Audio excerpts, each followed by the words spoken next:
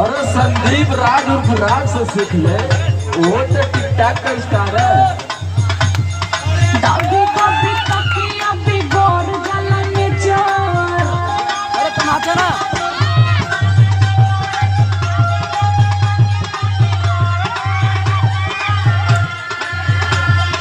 कभी कभी तकिया बिगड़ जाला नेचर। तू धरावेला थ्रेसर, तू धरावेला थ्रेसर।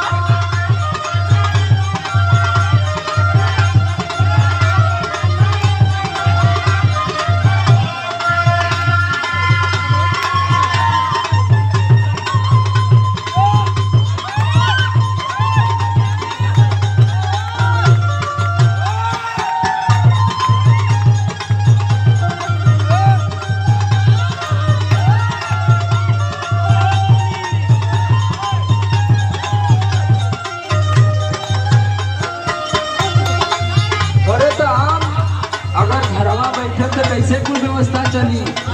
हाँ वो तो है ये बात। तू खुद समझदार है, क्योंकि ये सब प्रेशर फ्रेशर ना लेवे के चाहिए। का करी हो तो और चिंता ना होखे लगेला।